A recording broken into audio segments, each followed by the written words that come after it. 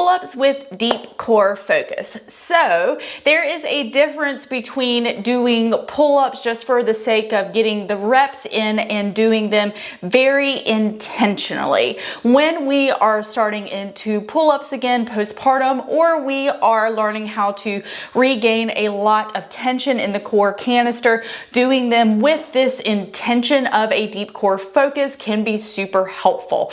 The way that you're going to get set up for this is you're going to get on your pull-up bar, or I'm just using the jugs on my hangboard right now, and I am standing on a bench. So you want to feel pretty well supported to start, and you are going to start by hanging. And you'll notice when I'm hanging here that my ribs are just kind of flaring out, my pelvis is tilting forward, and I could just go and kind of start to do some reps there, but I'm going to be pushing a lot of pressure out through the midline right here, and also just putting a lot of compression in this area of our low back that a lot of times we need to decompress, and we need less pressure coming through this area right here. So you're going to hang, and the first thing you're going to do while you're still well supported on your feet, so like I'm so supported I could just stand up and let go right now, you're going to exhale and let the ribs come down first. Don't lose any height in your skeleton, so you're not going to exhale and dump down. You're just going to exhale and let your ribs melt.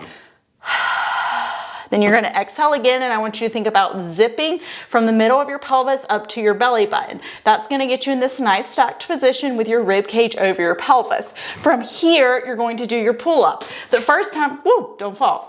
The first time you do it, you might think, oh my God, that's really hard. Yes, it is. It is a lot harder to do this with intention in this way for many biomechanical reasons, one of which is the lats connection into the pelvis, which when we are in this position, they are in a little more concentric nature, which just means the lats are already like really primed to work, and we're deleveraging them a bit. But that's good because we're teaching our core how to hold tension as we're going through this motion. So as you come up, you want to really exhale and maintain the position of your rib cage and your pelvis.